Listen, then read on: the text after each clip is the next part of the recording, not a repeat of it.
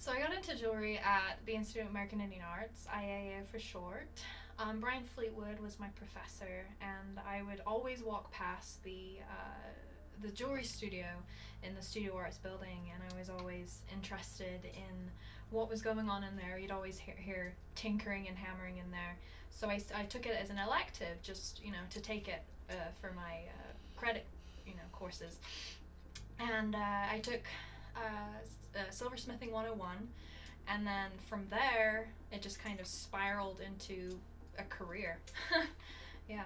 Uh, I wasn't really influenced by anything per se. It was more of a lot of trial and error and a lot of experimentation.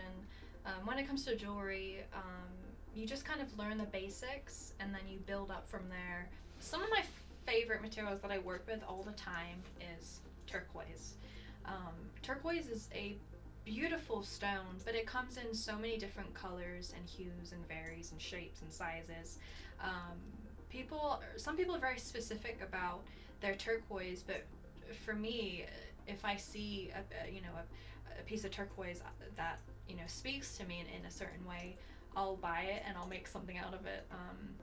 I don't go for any specific type of turquoise, but I like to keep my materials local within the Southwest region, so that's New Mexico, Arizona. I like to keep it within um, that parameter, really. And I love finding new materials. I think that's so exciting as a jeweler, is when you get to work with a new stone, because every stone acts differently when you work with it.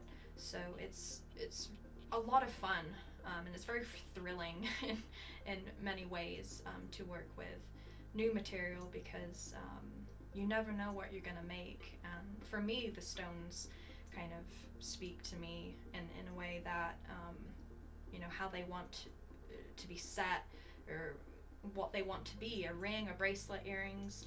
It just depends on each stone, really. I think just continually growing with different techniques and practices. As a jeweler, you're never fully 100% in the know of making things. So I think really leaning into learning a new technique.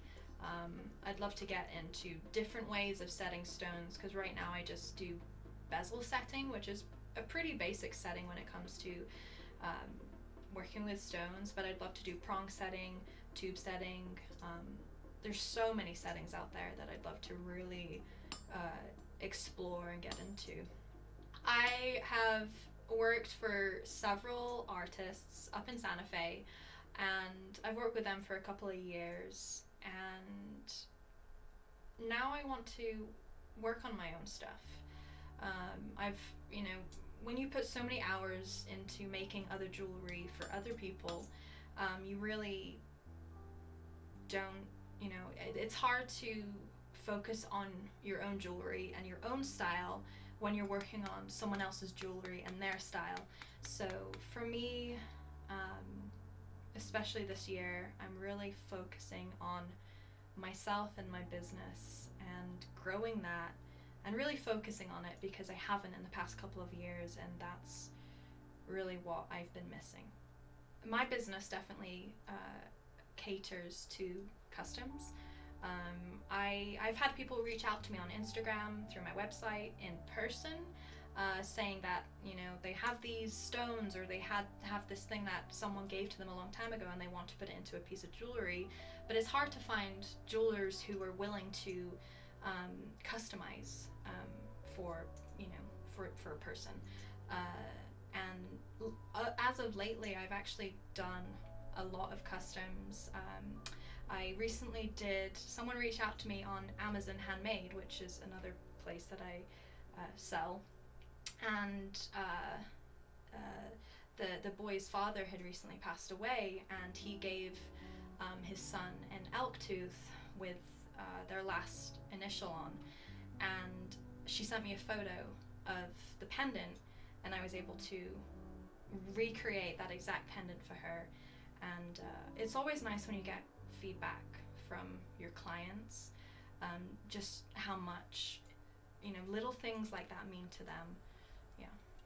As of right now, with jewelry, because I've, set it back so many years, I'm really trying to reach out to galleries, to just different ways to host my jewelry in person, because I host all of my jewelry pretty much online, and I really want to get into that more customer clientele through galleries.